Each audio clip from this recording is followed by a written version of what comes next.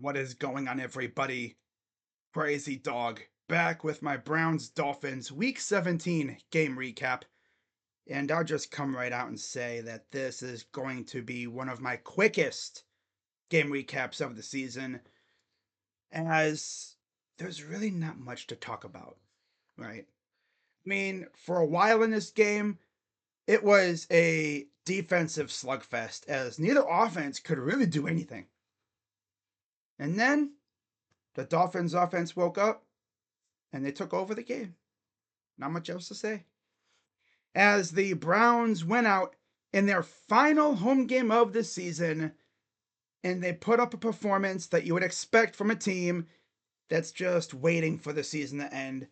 As Tyler Huntley and the Miami Dolphins came into the dog pound and beat the Browns by a final score of 20-3.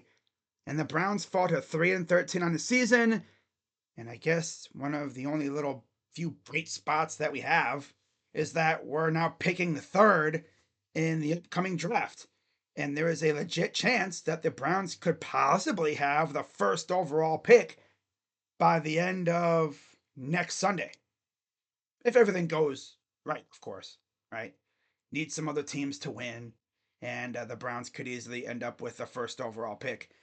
And then we'll see what they do with it. Because, of course, you're going to have Browns fans thinking that they could potentially trade the pick. But me, I'm just getting the best player available, right? Are they going to go quarterback?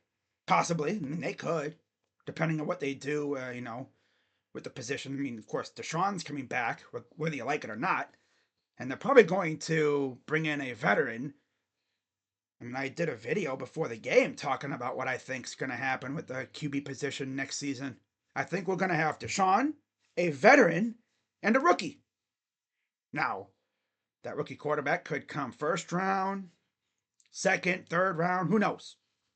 I just know they're probably going to have a rookie quarterback next year to compete with the veteran and most likely Deshaun.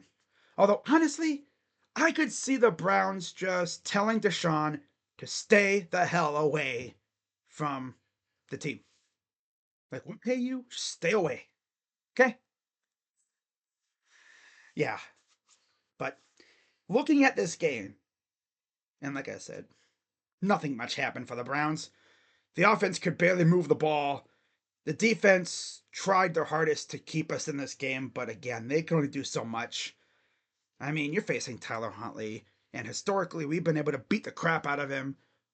But obviously, different, skill players around him. He had Tyreek Hill, and he had a very good run game, and Devon Achan and everything in Miami. And, you know, after a while, the dam broke, and the Dolphins started pouring it on in the second half. It was 6-3 at halftime, and then the Dolphins would add 14 unanswered points in the second half to essentially bury the dagger in the Browns in this game.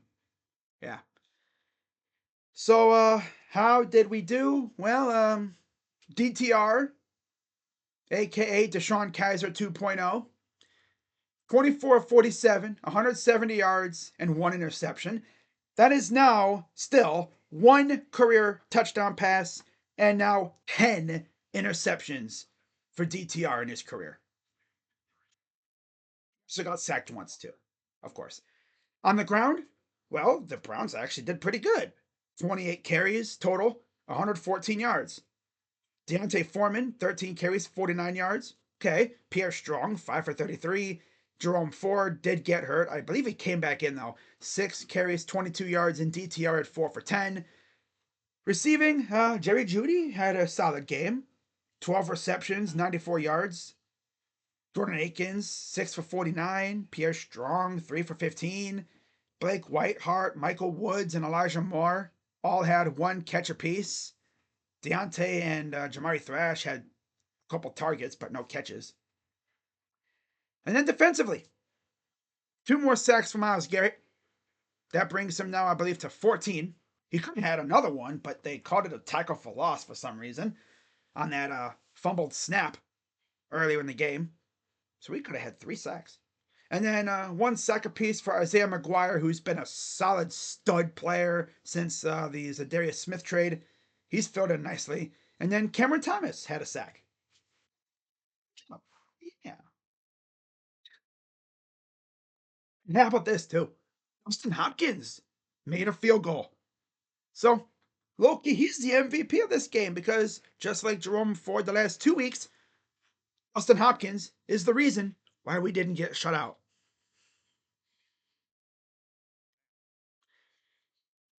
You know what's sad, though? You look at the Browns' schedule, right? And you can tell when the offense really took off with Jameis. Because remember, with Deshaun, they couldn't do crap, right? He gets hurt. They go to Jameis. What do you know? The offense actually looks, yeah, Jameis is throwing turnovers like crazy, but you know what? The ball's flying through the air. The offense is humming. They're looking good.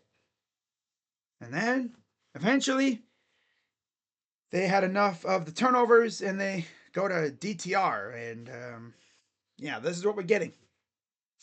Low key Deshaun Kaiser 2.0. Going from an offense that moved the ball almost at will, like they could move it up and down the field on you and score a lot too, to an offense that has literally scored less and less points the last 3 weeks. Like this team can barely even get in the end zone. It's giving me major 2016, 2017 Browns vibes. Like this team can move the ball down the field a little bit and then they get inside the red zone and it's like they forget how to play football. Like, come on, man. And it's like, I mean, we know what we got in DTR. I want to see Bailey Zappi. I mean, you might as well, right? I mean, imagine Bailey Zappi goes out there and looks like Joe Montana. Well, hey, there's our backup quarterback going in the next season, right? I'd be down for that. I don't even know if DTR would do good in the CFL. Heck, the UFL.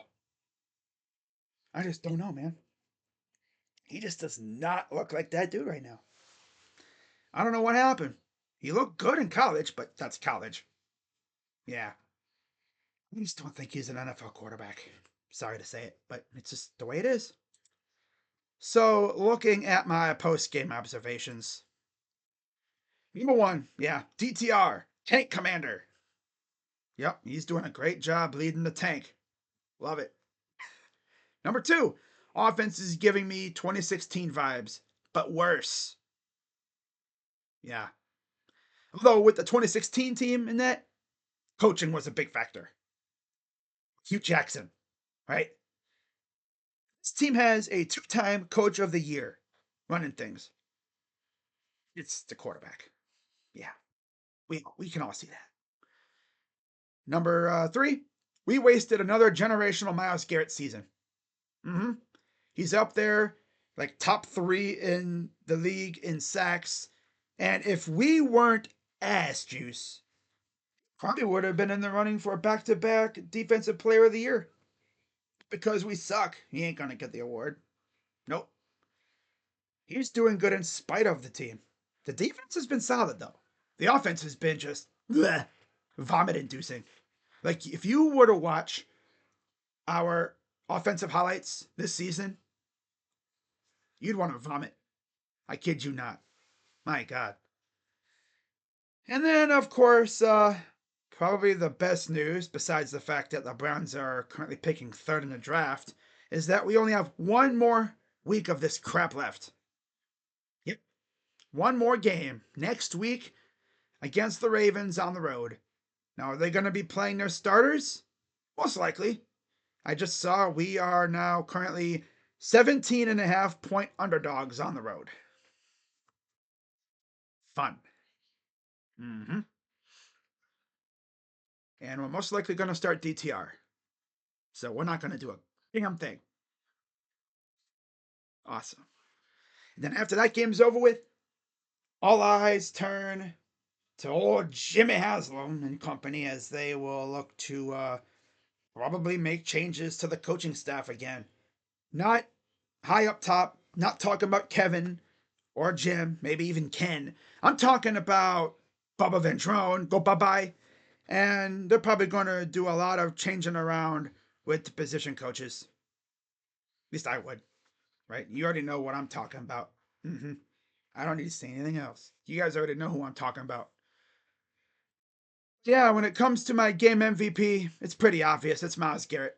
Again, 2 sacks, great game. He tried his hardest to keep us in it, but offense is futile. It's feeble. So, yeah, not really much else to say, right? GG's to any Dolphins fans who might be watching.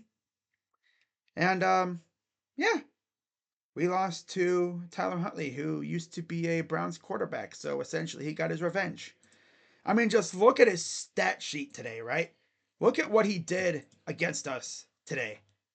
22 of 26, 225 yards and a touchdown. He didn't get sacked 4 times, but he was very efficient. On the ground, they ran the ball 27 times for 74 yards and a touchdown. And then they had 225 yards through the air, led by Tyreek Hill, who had 9 receptions for 105 yards. Yeah, and no Jalen Waddle, too. So he probably would have torched us even harder if they would have had Jalen Waddle. And they only got 1 sack from Emmanuel Ogbah, and that was a strip sack, I believe.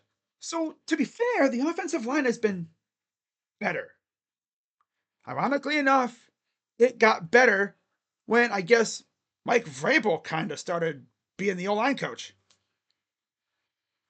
Do you know how bad Andy Dickerson has to be to have a coach who was brought in more of an advisor and have him take over your role and have him do it better than you? Right? Mike Vrabel was brought in essentially as like a repayment from Jim Schwartz because Vrabel brought in Jim to Tennessee. So Jim decided to pay him back and say, I'm going to bring you over here and, make it even. And now Mike Vrabel is essentially our O-line coach. I'll tell you what, after next week, on Monday morning or whatever, if I wake up and I don't see a tweet from either one of the beat writers or Rappaport or Schefter saying Andy Dickerson has been fired, I'll be concerned. I'll be really concerned. Right? So, all I got, guys. Keeping this nice and short. Which, I mean, still 12 minutes, but still. With that being said, guys, I will see you all tomorrow for Cavs and Warriors. Or at least we can watch the Cavs do good things, which is fun, right? So with that being said, I will actually have a video out in a little while talking about some Guardians news that I saw earlier. So with that being said, guys, I'm Crazy Dog. Let's go Browns, and one more week of this crap left. Thank God. So with that being said, go Browns. I'm Crazy Dog, and I'm out. Bye-bye.